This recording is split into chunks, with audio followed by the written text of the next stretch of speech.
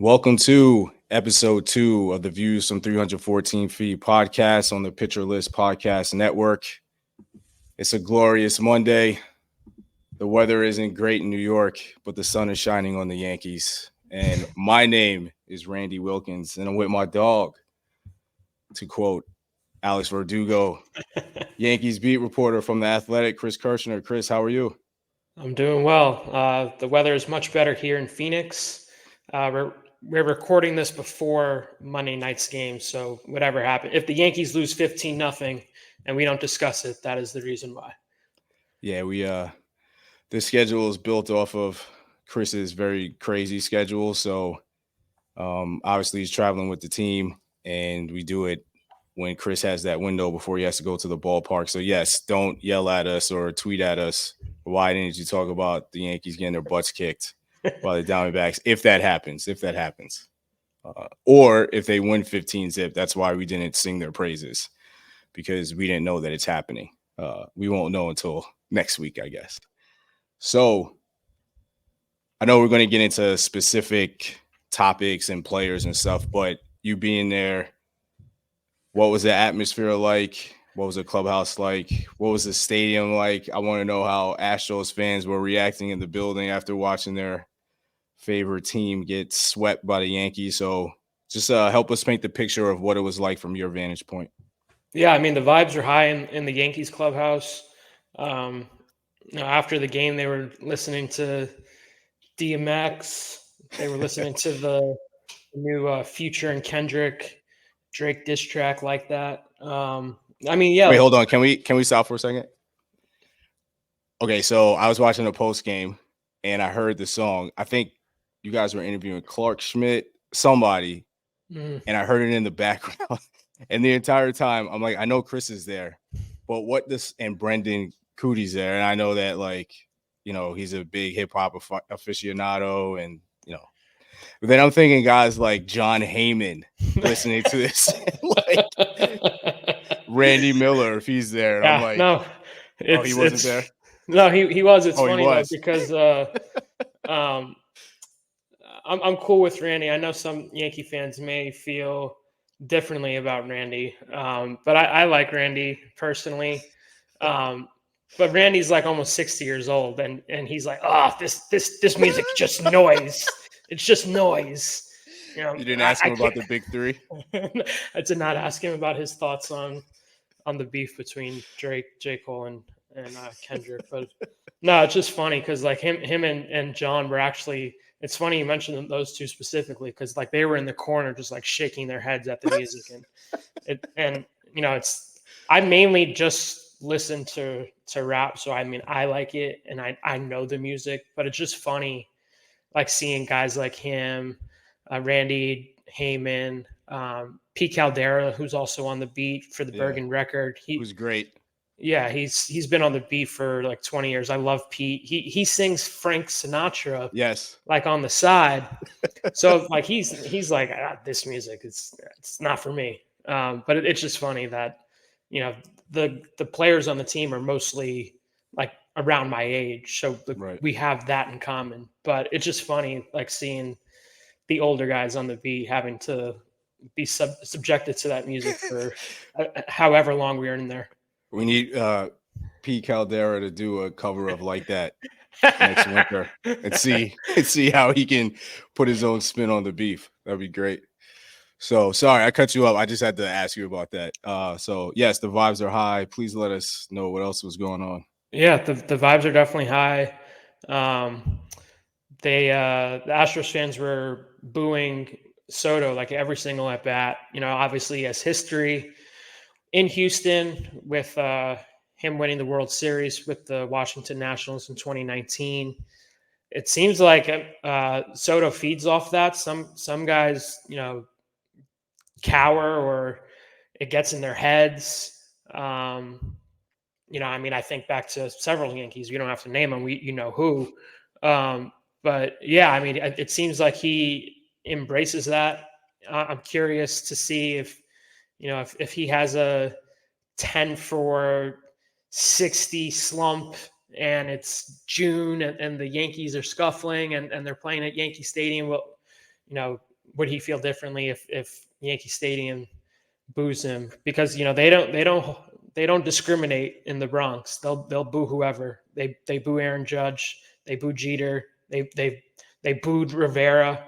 So it doesn't matter. So I'm curious to see if that he is fine with that if it happens. I mean, I think he's just a spectacular hitter. I don't even see it happening, honestly.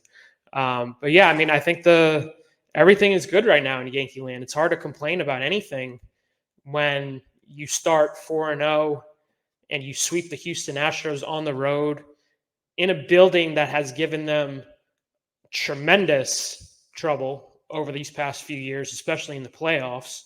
They're 1-8 in Houston since 2017.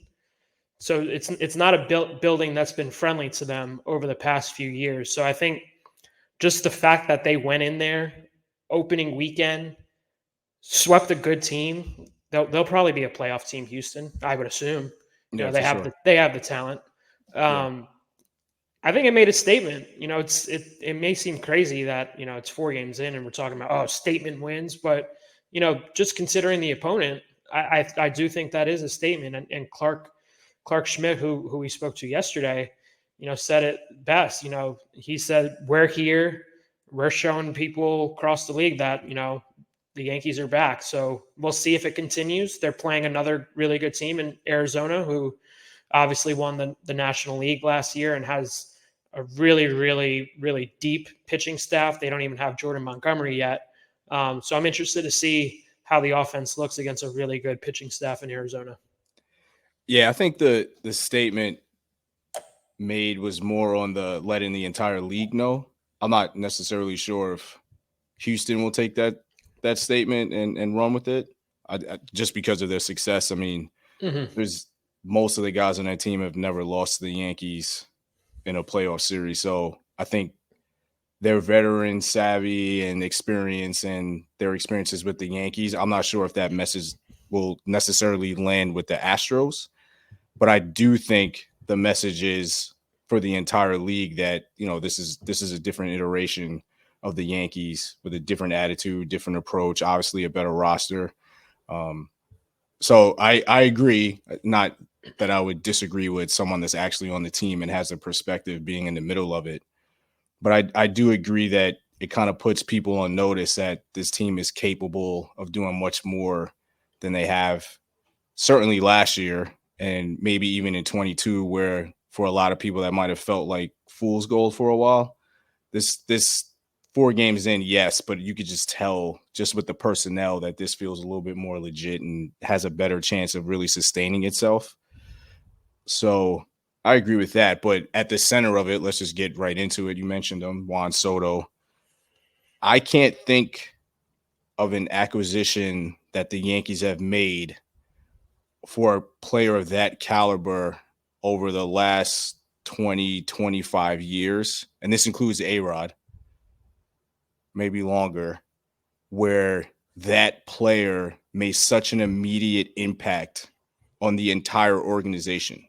Like, even when A-Rod got there, they kind of got off to a slow start. He got off to a slow start. Derek had that crazy slump, and that was partly in relation to getting used to A-Rod being there and all the craziness that was going on between the two of them and now being teammates and blah, blah, blah. Juan Soto came in even from the first day of spring and seemingly influenced and transformed and impacted the entire organization, players, staff, coaching, front office, everything.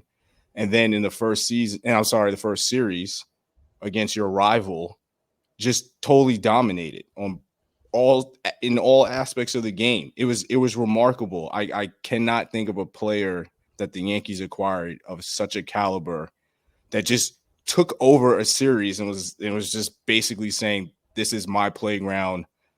I'm going to impact my will or put my will on this and put my stamp on it, and you can't do anything about it. It was a remarkable performance.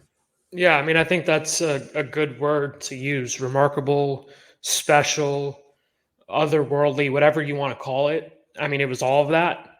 And I think the crazy thing to me is the fact that he was also very, very good defensively. I saw a stat actually this morning that he graded out as the best defender across baseball, which, Soto last year with the San Diego Padres was literally one of the worst defenders in the sport.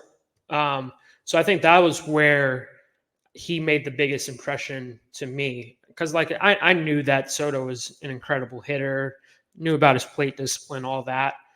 But I will say just watching him up close for these past 4 days in Houston, I mean, it's like on another level when you're in person. Just his ability to read the strike zone. He knows precisely where the strike zone is. I mean, the discipline that he has is just tremendous. What I like most about watching Soto is it's kind of like a personal war between the pitchers. Like if the pitcher, throws a nice pitch. I mean, there was a moment in Sunday's game when Astros starter JP France struck Soto out on a curveball, like low and out of the zone.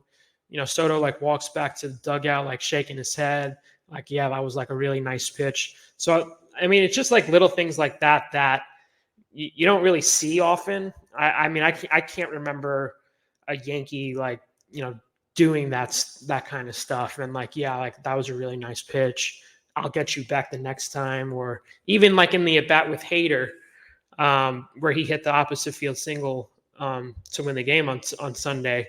I think it was a 2-2 count. Hader threw like a slider inside, and Soto shaking his head again and saying like, "All right, I saw that pitch.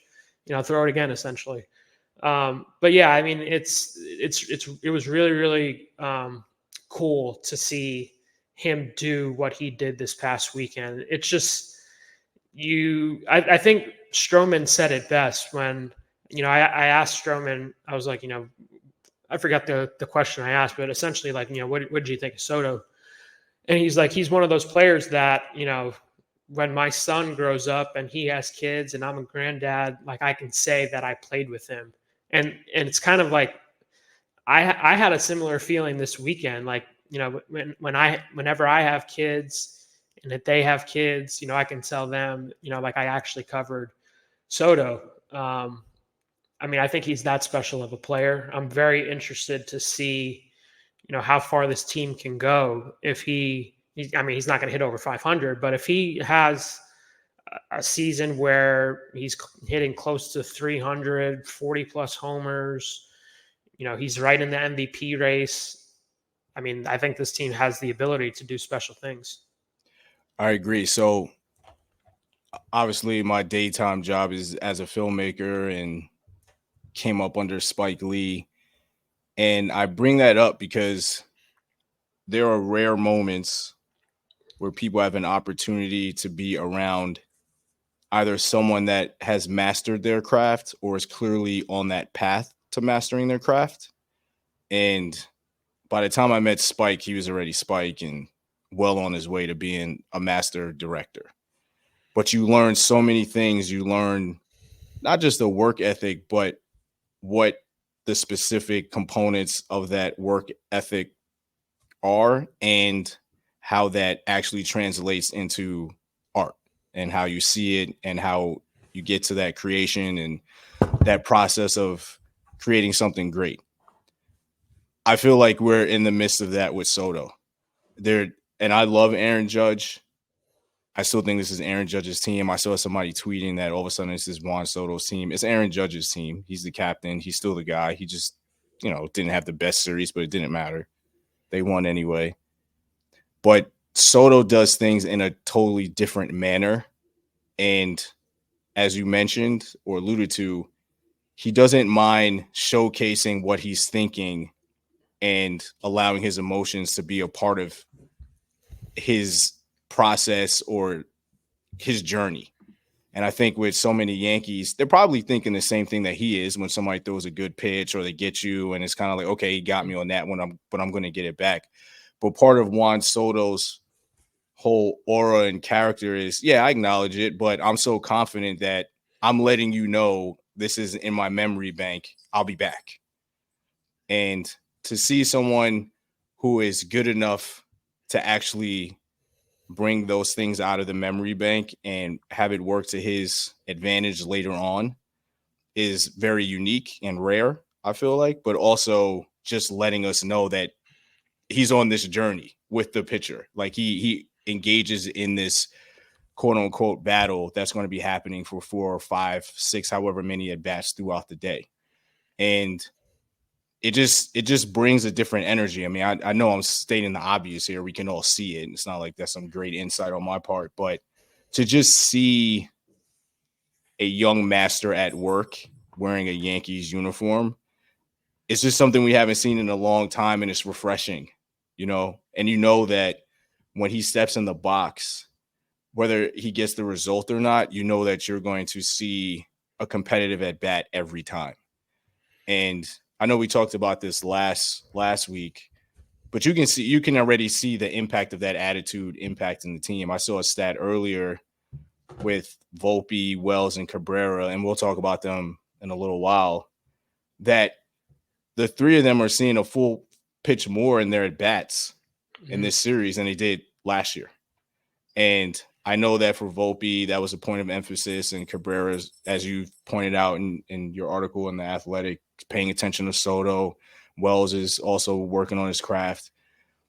But it's not just because they felt like, okay, I got to do this for next season. They see a guy that actually knows how to do it and does it all the time. Like, that's his identity. So it was just great to see him perform well and have such an impact, but also to see that influence in real time in real games and to have that also benefit the team. One thing I also wanted to mention about Soto, as a reporter who I have to, write about this team and come up with stories. I said it last week, but I've been missing that personality on a day-to-day basis. And Soto is very personable. I mean, you see it on the field. He's pounding his chest. And, when Verdugo made the sliding catch on Sunday, he's, skipping like a kid on the playground, across the field. They're yelling.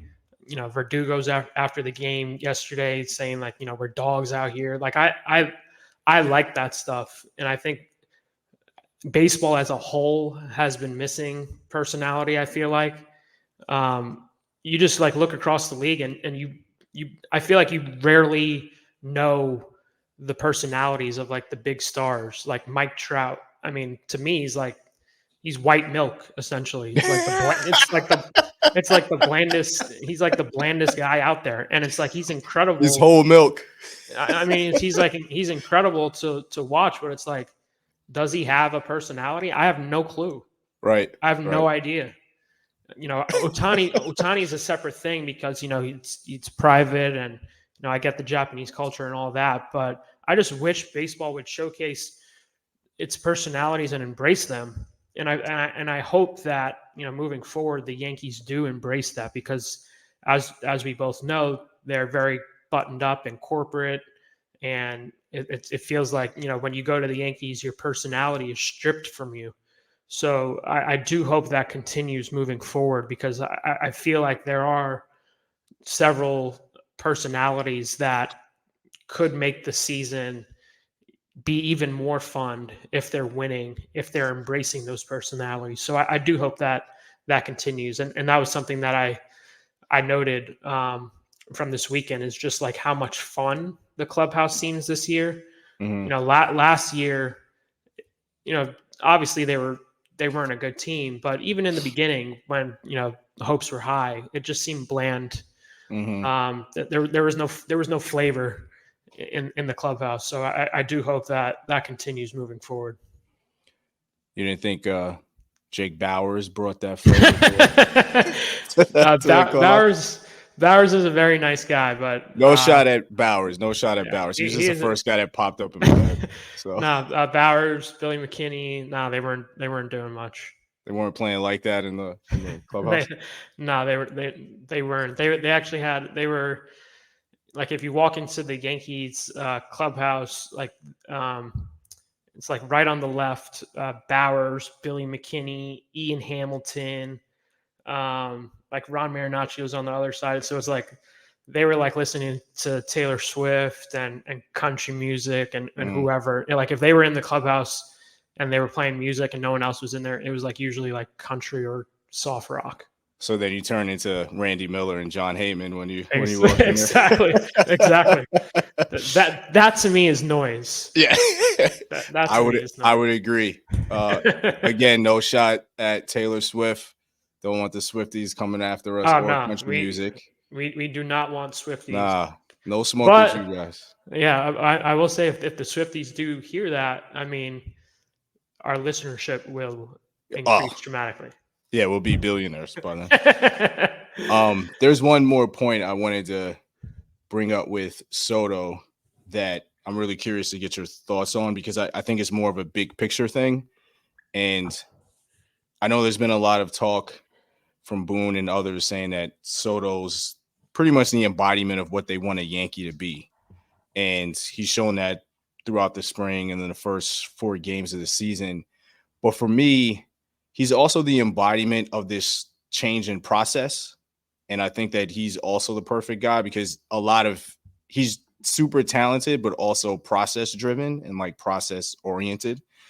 And he represents, in my mind, the Yankees changing their process up. And we saw that at least in the first 4 games. Obviously, they added to the roster. The roster is much better. They finally went after left-handed hitters. So that's been a change from the last 4 or 5 years, however many years it's been when it's righty heavy. There was clearly an aggression, not just from Boone managing the bullpen, especially in the last couple games, but also not having a punt lineup when they have a chance to sweep the Astros. It just seems up and down since the winter to now. And I know that, remember, there's a lot of talk about the audit, and is it a self-audit? Is it some outside company auditing their analytics and all this other stuff that we talked about over the winter? But they clearly have changed some things and changed their process, and their results so far have been very good.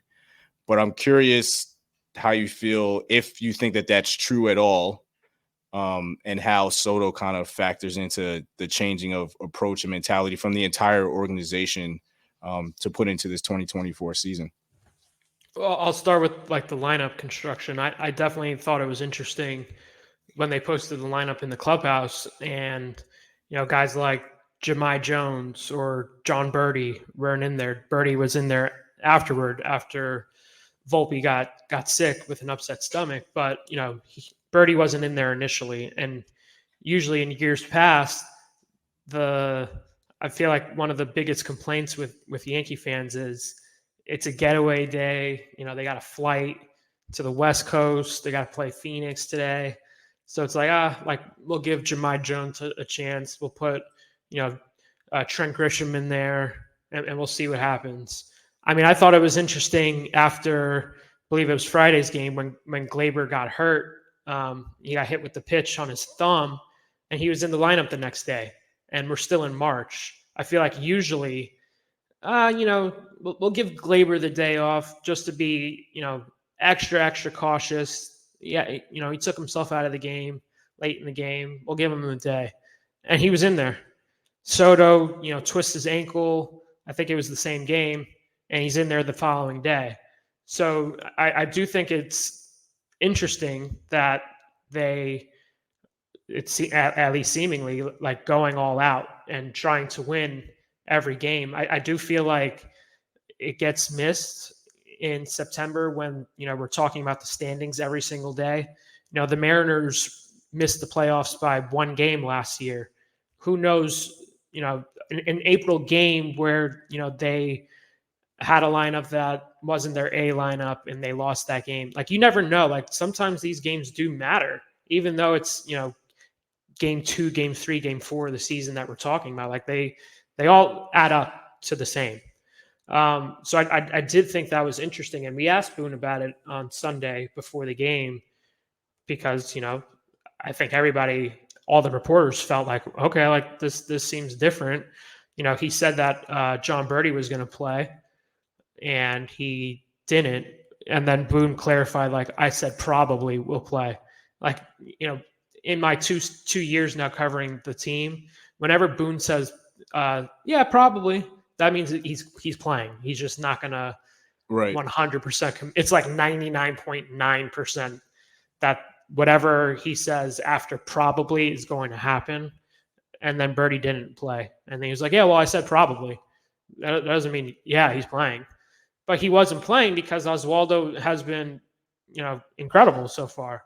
So I do think it's interesting that, they acquired this guy, John Birdie, from Miami with the idea that he was going to platoon at third base with DJ LeMahieu out with Cabrera, and Cabrera's been hot, and Cabrera's been in there, and it's been impossible to take him out. So I don't know if the philosophy has changed. Boone downplayed it, but I don't know if he would say publicly, like, yeah, we're trying to win every single game with our best lineup. I don't think he would come out and say that, but I think he can read between the lines and be like, okay, like, something is different here. So it might be a new day for the 2024 Yankees. And you mentioned someone that we definitely have to speak about, and we will get to him right after this break. Welcome back to the Views from 314 Feet podcast on the Pitcher List Podcast Network. It's Randy, it's Chris. And I want to say that I'm extremely, extremely proud and happy for this one guy on the team, because if you follow me on Twitter, I affectionately refer to him as my son, Oswaldo Cabrera. I know he had a rough year last year. It was tough to watch. But with all the Soto stuff and the wins, I couldn't have been more happy and excited for Oswaldo to be such an impact player and doing things that pretty much none of us expected him to do in this series. Played good defense for the most part, but, I mean, just offensively clearly made a difference. It was really him and Soto for 3 out of the 4 games, and super happy for him. Clearly put in a lot of work.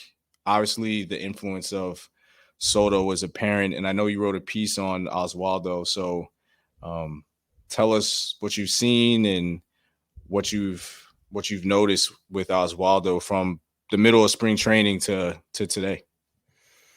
Yeah, well, I talked to, I wrote that story on Oswaldo and Soto, I believe after he hit the game-tying home run in Game 3. I had talked to Oswaldo maybe sometime early in the middle of March. I was talking to him mainly about just, the last season, how poorly it went for him, and, what he had been trying to work on. He started spring 1 for 23, and it looked like he just wasn't going to make the team, even with his positional versatility. You can't have someone who is that poor of a hitter on the roster. It's just not going to work. You have to try and upgrade it. And, like, obviously the Yankees were skeptical themselves, because that's why they traded for John Birdie to replace Oswaldo as the potential opening day third baseman and the third baseman for the foreseeable future, because they didn't believe in Oswaldo's ability to be a consistent hitter. So credit to him. He has definitely been that. It's obviously early 4 games, but I think there's a huge difference. His approach at the plate is different, and that's what we were talking about a few weeks ago. He's watching Soto work in the cage, and as we all know, Soto, yeah, he has the potential to be a power hitter, but he's really not. Like, that's not his main focus. His main focus is to be like a pure hitter. He's going to use all fields. As we saw this weekend, he has no problem hitting the opposite way. He will take singles. He will take what the defense gives him, essentially. There were a few hits that Soto had where he's just shooting it through holes on the field, just with where the defense is aligned. And Cabrera got it in his head. It's like, well, when I came up through the minors and I came to the Bronx in 2022, I'm trying to lift the ball and hit it out over the short porch in right field. And it's like, why am I trying to do that? Like, let me just be a hitter. Let me just be a pure hitter. And he got it in his head watching Soto. It's like, okay, like I think I can do that too. Like I can hit line drives. I can hit over the defense's head. I can still have power. Like he does have power. I think he has the potential to hit double digit home runs even with his size. So I think for Oswaldo, just like getting it in his head that not everything has to be about launch angle and trying to have an uppercut swing to really exaggerate the fly ball. Let me just play my game and the results will come. And a big thing that he did is he changed his leg kick stance. So for like those listening, the reason why a player would change their approach at the plate, especially with the leg kick provides more power for a hitter. It can disrupt your ability to stay balanced at the plate. So that's what he was really struggling with, Cabrera. And once he changed to a toe tap approach, it's more contact oriented. It's less movement. Your eyes are able to stay on the same level. You're not, bouncing all over the place. And that's really been the biggest difference for Oswaldo. Soto has a leg kick himself, but Soto has, arguably the quickest hands in baseball. And he's able to do things that, frankly, most players can't. Oswaldo doesn't have the quickest hands, but with him having the ability now to stay balanced with the toe tap approach, so far it's made the biggest difference. And I'm not supposed to root for players in my job, but I am happy seeing Oswaldo have success. He is the nicest player in the Yankees clubhouse. He is by far the friendliest, by far the most approachable. So I really do hope it works out for him because I really genuinely enjoy talking with him, not even just about baseball, just about anything. He is that friendly where you can talk to him about literally anything. So another thing that a lot of people noticed watching the 4 games during his at-bats, and there had been talk about it during the spring, but it's pretty clear that Oswaldo is picking and choosing when to be a switch hitter. I know that he was batting righty against Valdez in his first couple of at-bats on opening day. Didn't go as well. Went lefty on lefty a couple times. Hit the home run against Abreu. Obviously, he was lefty then, but against some of the Astros lefties, he had also stayed lefty. Even did it against Hader a couple times as well. And I was listening to the radio broadcast, I believe on Saturday, and Susan Waldman had mentioned that part of the reason for why he wanted to go left on left was because he could see, he felt more comfortable against higher velocity left on left as opposed to from the right side. Now, I don't know if that was something that she had just had a private conversation with him about it or if that was something that he had mentioned to you guys, but clearly it was working for him. He was much more productive and impactful from the left side than he was from the right. So do you think, I don't think he's going to totally go away from switch hitting. I think that there's obviously an advantage to doing it, but do you anticipate him being more of a lefty hitter for the majority of his at-bats moving forward? Or do you think that he's still like searching his way and hasn't really landed on a particular side that he wants to really focus on? Yeah, I mean, asking Oswaldo himself, he'll tell you that he's still a switch hitter. I asked Boone after Saturday's game, he was like, Oswaldo obviously is a much better hitter from the left side. It's like, do you even see him hitting right-handed anymore? And they think that he is still a switch hitter. I don't know how much I personally believe it. I'm sure he'll have right-handed at bats moving forward, but I don't know how many. I mean, it's obvious to everybody watching that he has way more success from the left side of the plate than the right side. It is valuable to have that ability to be a switch hitter, obviously, in certain situations. But, as of now, they're saying that he is a switch hitter. They'll, meet with Oswaldo prior to every series, go through the pitchers who, they think that he should hit right-handed against. It's basically about the splits of a pitcher. If a pitcher is right-handed, but he's poor against right-handed hitters, well, they'll probably have Cabrera hit right-handed. Even against Hader last year, he's a difficult matchup for anybody. But last year, lefties actually hit Hader better. But if you look at his career, he's just a challenge from either side. But last year, lefties hit him better from the left side of the plate. But I just think moving forward, most of his at-bats, if not all, should be from the left side. He's just a different hitter from the left side. So we'll see what happens. But, as of now, they're still saying that he is a switch hitter. Yeah, I think he feels more disciplined from the left side. Obviously, he's a way more powerful hitter from the left side, but it also feels like he just was picking up the ball better from the left side. He worked a couple walks over the series as well, which is, from what I can remember, I mean, his season was so bad last year that you can't really, it was just bad. It's not much of a reference there, but I didn't really remember him having deep counts or really having at bats where he was really fighting the pitcher. It was more just he was kind of searching just to make contact and try to drive the ball, and obviously didn't have much success. But it just felt like he was picking up the ball better from righties and lefties in this series from the left side, and had way better consistency from that perspective.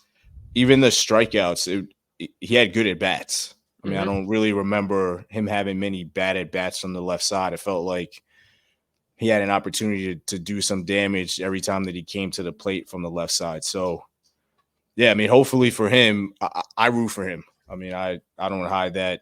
I'm happy that he did well. I hope that it keeps up. I do like the Birdie acquisition. Birdie saved the game yesterday with that play in the ninth inning. So, I mean, I always believe, and this is obvious, but sometimes people make it more complicated. You can never have enough good players. So if Oswaldo grows into an important weapon for them, whether it's off the bench or in this platoon with Birdie, I mean, it's only going to be beneficial for the Yankees. So hopefully for them, it keeps going. And hopefully for him, he has a solid year. So I want to bunch these two guys together that we're going to talk about next.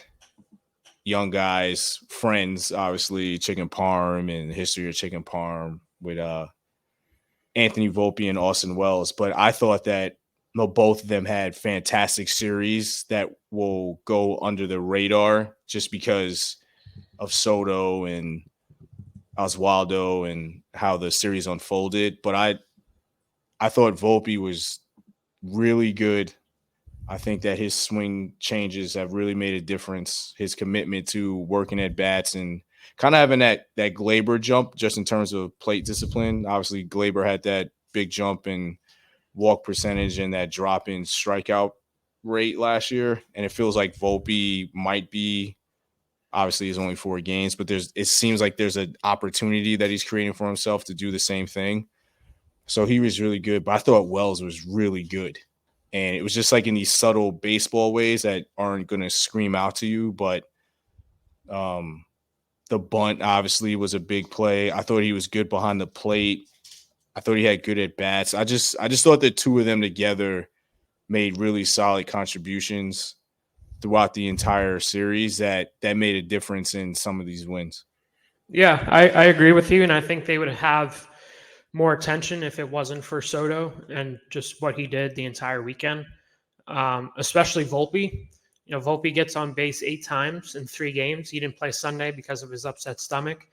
That just didn't happen last year. He was working counts, getting deep into counts. He saw 70 pitches against the Astros. He swung and missed twice. That didn't happen last year. Swing and miss was a huge problem for Volpe last season, and it got to a point where opposing pitchers were just attacking him up in the zone with fastballs, breaking pitches off low and outside of the zone. He would swing and miss at him all the time. That just didn't happen this weekend. it's I think that's probably the most fascinating thing about Volpe's weekend is just the fact of how different he looked just battling, fouling pitches off instead of swinging and missing. I mean, that all those pitches add up because you're working the opposing pitcher. And as we've seen against the Astros, the Yankees as a whole chased their starters early in games, and then they got to the bullpen. The Astros have like 3 quality relievers, and they're all back end guys, but they really struggled in those middle innings because they got chased early, the starters.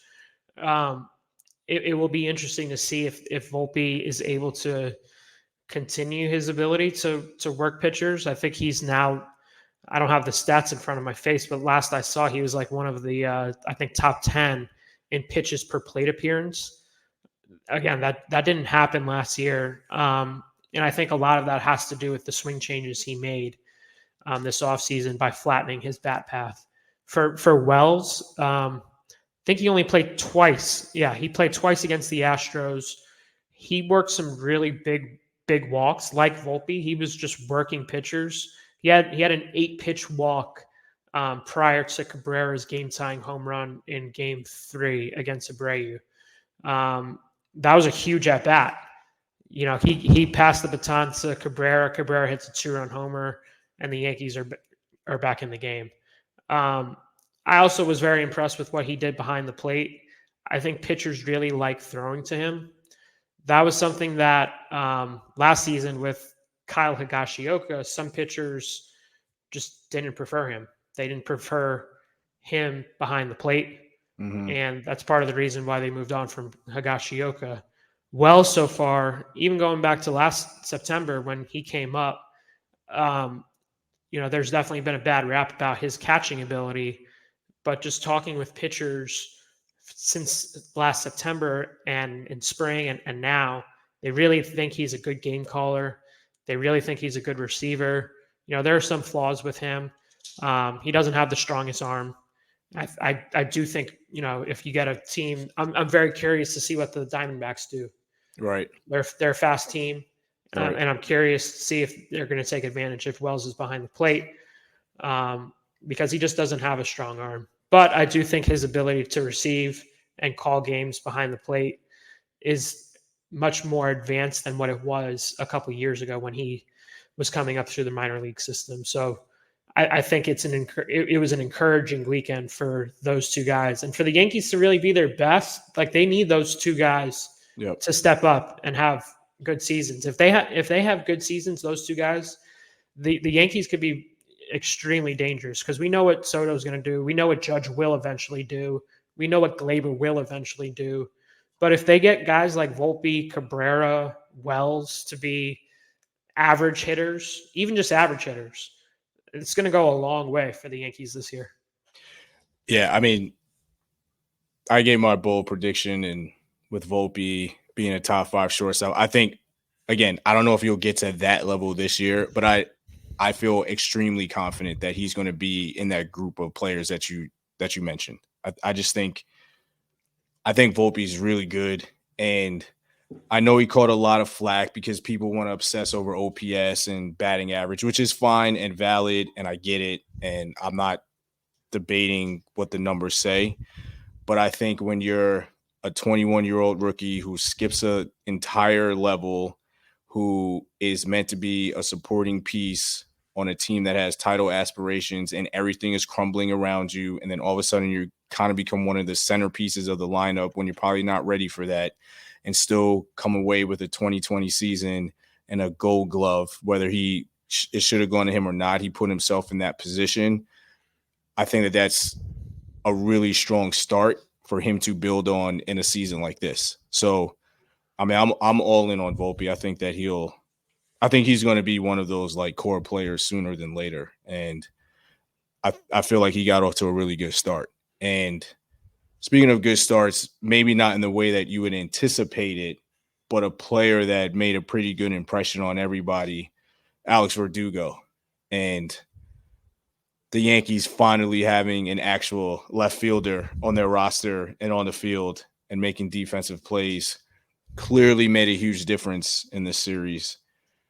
Offensively, not as impactful as everybody else. I mean, he ran some at bats, but his impact was with the glove, and he made a huge difference in these 4 games. Obviously, the big catch to seal the win on Sunday, that great catch in the gap. I don't know if that was on Friday, whichever Friday. day it was. Almost making that diving catch in the gap, probably in the same game. I mean, I had my reservations about Verdugo. I still do for different reasons, various reasons.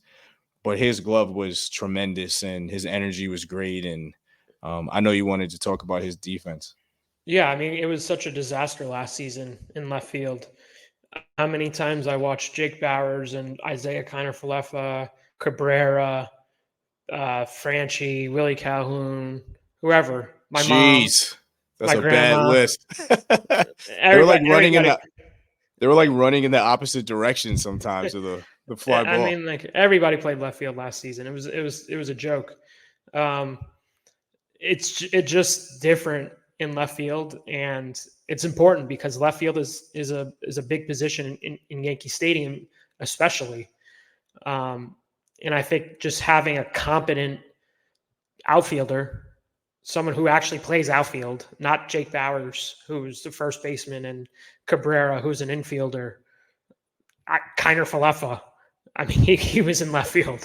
I mean, it was a comedy show last season. So just having someone like Verdugo out there, I do think can make a big difference. You know, again, even if he's an average bat, that's way better than what they had last year with the cast of characters they had. Just catching fly balls is a big difference. It's Yeah. I mean, it's funny to say, but like it's a huge difference. Like those plays add up. You know, Aaron Hicks going down the line and you know just walking over to the ball while runs score. Like it just makes a difference having somebody out there. You know, you don't have to talk too long about it, but it was noticeable how good of a defender Verdugo is and should be, and I do think that you know his defense alone at least saved a run and possibly the game on Sunday. So I do think it was important to highlight Verdugo in left field. You bring up the Aaron Hicks disaster play, and I won't name names, but people can connect the dots if they want. There is a family member of a famous Yankee that I was in a suite with during that game. And that play happened, and we're looking, and this family member was so disgusted by that Hicks play. This person just threw their hands up and pretty much like captured the entire energy of the stadium, because that was when the Yankees were like really struggling and like in the midst of that kind of like slide before they stopped themselves from totally blowing the division. And it was just hilarious because it was just like a bad moment. And then this person who's has a connection to the Yankees and just being beside themselves and just having enough with the Aaron Hicks left field experience. I felt vindicated that it wasn't just like me or like the fans, but like somebody in that position also noticed how bad it was. So I'm happy that Verdugo hopefully, or it looks like he's cleaned that up a little bit and we won't have to go through that for another season. And as I recollect myself going over the list that you just mentioned of left fielders, we'll take a break and then we'll be back. We'll talk a little pitching and then we'll get to some of your mailbag questions. We'll be right back after this break. Welcome back to the Views from 314 Feet podcast on the Pitcher List Podcast Network. My dog Tim is looking at me like, why are you guys still blabbing? I have thoughts and you haven't asked me, but maybe he'll chime in at some point. But some of you have chimed in with mailbag questions, and we're very thankful for you guys emailing us, and we're going to get to a couple of them. And we will start on the topic of pitching. So, Eddie Soto, my guy Eddie J. Soto on Twitter, follow him. He asks us, so pitching, long-term is a concern. Do you think they wait a few starts from each starting pitcher to make changes, or they, meaning the Yankees, will roll with what they have till the trade deadline? I know Cole is coming back in a few months, but it is still a concern to me. Is pitching a concern for you or not? Or how do you feel about Eddie's question? I mean, I think the depth they have is a little concerning. You know, Chase Hampton goes down with a UCL sprain. Don't know how long he's going to be out for just yet. Um, you know, I still have some concerns about Carlos and Nestor. Um, you know, I thought both of those guys were fine in their first starts. Nothing special, just all right. Like that's fine. I think with the lineup they have, just keeping them in games is important, and they did their jobs.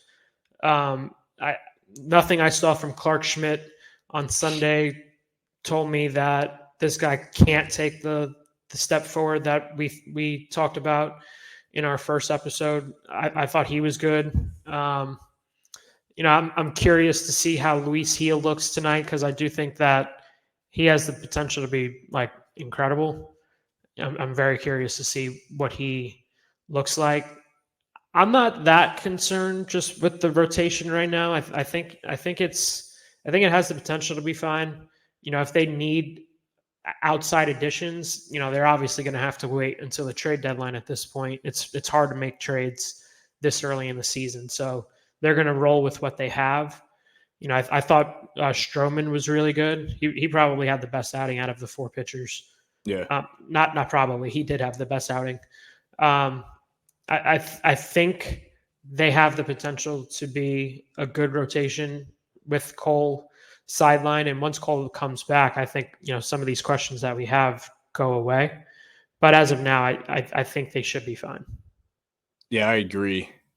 I think it's obviously one turn through the rotation, but they face a pretty difficult lineup to navigate as well. I mean, to come right out of the gate and you're facing a team with the offensive profile of Houston's, it's not the easiest test.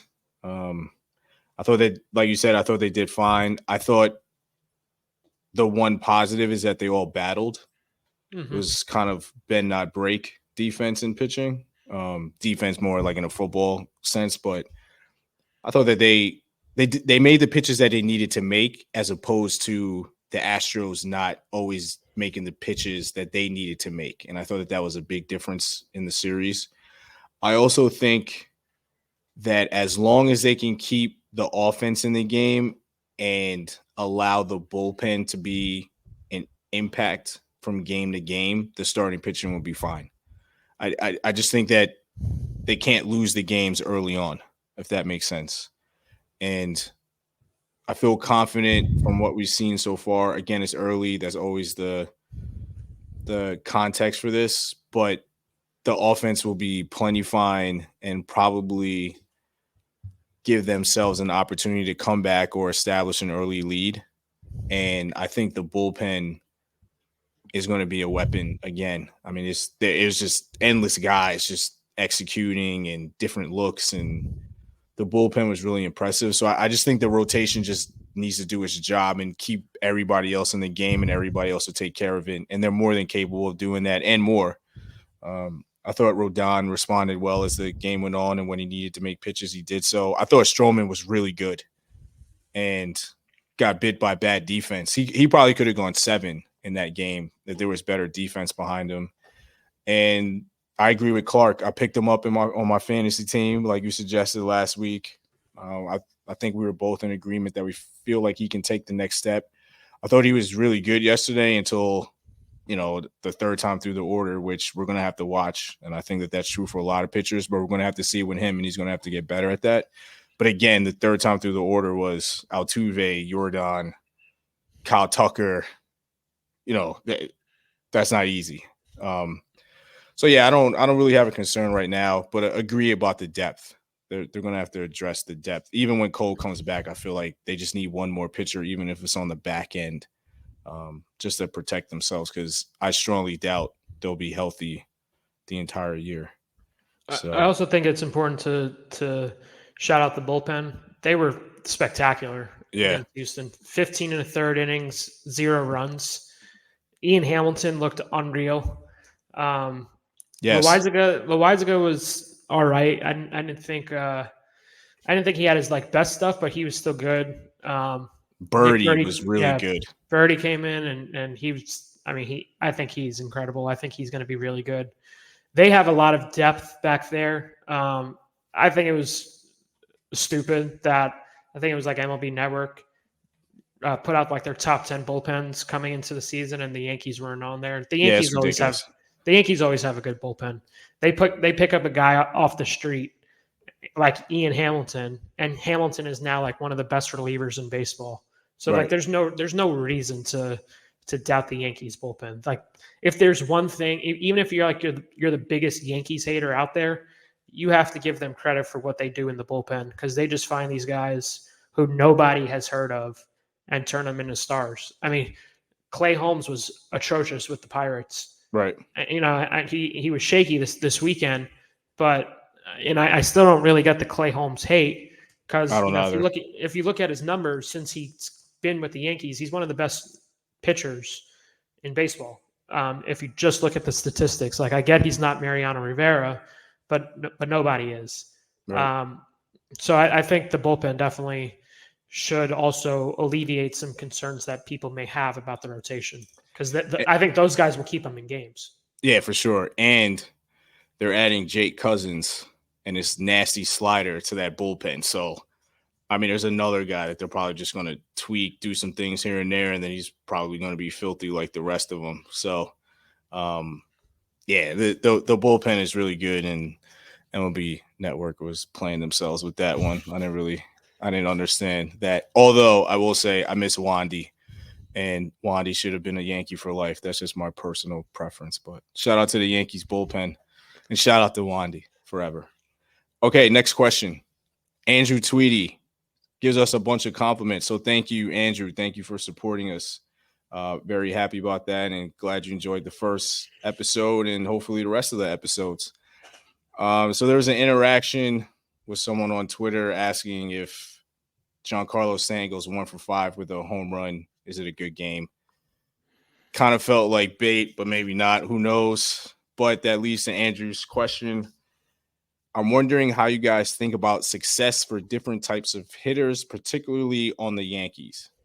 Shedding some light on that front might help listeners understand a little bit better how to assess performances at the plate between the Stantons versus the Volpes versus the LeMahieus of the world. First off, we're not authorities, so you could just take what we say with a grain of salt. I think everybody has a right to their opinion, and they see what they see. I will say off the bat, if a Major League Baseball hitter hits a home run, he had a good game. That is the most optimal result that the sport allows you to have. And if you're able to actually achieve that, you had a good day. 1 for 5, 1 for 6, you hit a home run. There are not many people on planet Earth that can hit a major league pitch for a home run. So that's how I feel. I do think that you have to evaluate people on their skill sets. I don't think that you should be expecting Anthony Volpe to give you a 40 home run campaign. And I don't think that you should expect Giancarlo Stanton, especially in this stage of his career, to try to steal 40 bases. I think there's some common sense that goes into it. And there's clearly a lot of metrics and statistics that provide a much stronger context and paint a good picture of performance. I think that you can go beyond OPS and OPS plus. I think we're kind of at this stage where there's other things to look at beyond that. And I think that there are metrics to look at it if you really want to dig deep into it. But I think it requires some effort and research and having an understanding of the players' skill sets and then putting them in that context and then looking at it more holistically with under the radar stuff and also statistics. I think it has to be a combination of all of those things, which is something that, Chris, I appreciate in your writing. I think that that's what you do when you talk about players, which I appreciate as a reader. So I kind of feel like I know how you look at it, but would love to hear your thoughts. I agree with everything you just said. I really don't have much else to add because I feel the same way. I also think unfair or not, if Stanton's making $30 million, like the Right. expectations are going to be higher for him than Right. someone who is on the league minimum, like Oswaldo Cabrera. They're just different levels of measuring success with those two guys. Like if Cabrera is a league average bat, I think that's a really good season for Cabrera. Whereas if Stanton, who's a designated hitter, if he's a league average bat, I don't really think that's a good season because like you need more out of your Right. DH, especially with someone like Stanton who really can't play the field anymore. He has to be better. So you just have to, a lot of this is common sense. Like you said, you're not going to expect Stanton to steal 40 bases, but hitting 40 homers or coming close to it, I think is also important to Right. measure Stanton's success. Or, if we look at DJ LeMahieu, you want DJ to be an on-base guy. You want him to have like a 350 on-base percentage, play good defense at third base, and that is a successful season for DJ. So like it's just knowing the different players and like what their skill sets are is also very important. And also just understanding like their contracts too, because if Aaron Judge is a league average bat and he's just okay in center field, well, that's a disappointing season. That's Right. beyond disappointing. He's making $40 million. You have to be better than that. So I think what you said checks out. I really don't have much else to add with measuring success. I think it's pretty straightforward. You just have to understand which player you're talking about and what their skill sets are. I would also add that it can't all be through an offensive prism, and I think that it happens way too much when people talk about players. You have to look at defense, you have to look at base running, you have to look at the entire scope of the sport. And I think that it's obviously the most impactful part, and the whole point is to score runs. But you also have to prevent runs, and that's true for position players, not just on the pitching side. And I think that, especially when we talk about Soto and how impactful he was, part of the reason why he was so impactful in Houston was because he played great defense, and he ended up showing for 4 games at least that he's a better defensive player than we thought. So that adds even more value to what he brings to the team. So I think in looking at players in totality, I really beg people to look at it from all 3 aspects of the game, and not just when somebody makes an error or somebody makes a boneheaded play on the base pass, but when they also do positive things, and just kind of look at it holistically from a lot of different angles. That's something that like I really ask of people in general, not just for the Yankees, but for like every player. Because that always reminds me of the Ken Griffey Jr. Mike Trout debate I had for like 3 days back in 2020, and it was like all about offense, and everybody just ignored defense. But we won't go there. We'll have that debate one other day. All right.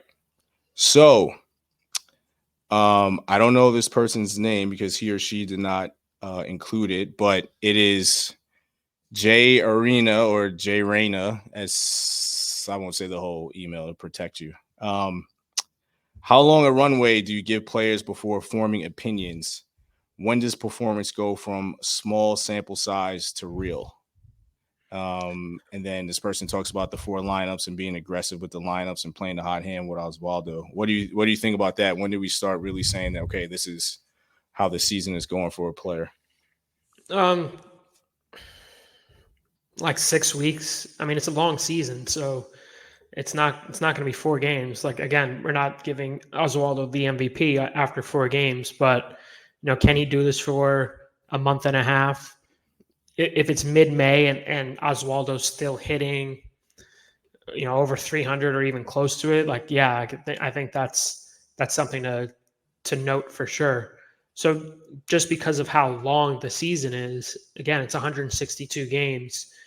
You have to have a good chunk of games before you're starting to draw opinions. A quarter of the season is what, 40, 80, 120, 40 games. So yeah, we're talking about mid-May where you can start really drawing conclusions. When I covered basketball, they also use like the quarter season mark to really understand, like, all right, where are we at?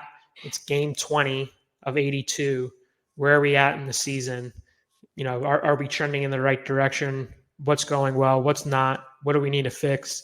So I would say for baseball, about 40 games for a hitter, and for a pitcher, 5 to 6. If we're talking about a starter, like 5 to 6 starts before it's time to start drawing some conclusions about just where they are in their seasons. Relievers, it's different. Relievers, it's kind of like, because they don't pitch on the same schedule, so it's kind of harder to draw conclusions. But you know, after like 10-ish innings of relief that these guys pitch, you can have some sort of idea of like, all right, yeah, like, you know, this guy's good or this guy's struggling. Maybe we should go to a different guy. So it's just different, just depending on like what position these guys play too.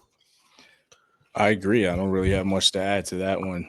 Thank you, everybody, for the questions. We got 2 questions about Jason Dominguez and how that fits. I will bring those questions up when we know when Jason might be back. I think it's a little too early to talk about Jason Dominguez and how will that work roster-wise, but I will bring it up when we have a better idea of if Jason is coming, when he will come, and then we can certainly get into it. I think they're great questions. It's probably a little premature. So I just wanted to shout out that we got the questions, but we'll hold off on it so we can give a better answer once we have more information. So thank you, everyone, for sending us mailbag questions. Thank you to everyone that has been listening so far and is now a part of the bandwagon, and thank you for supporting us.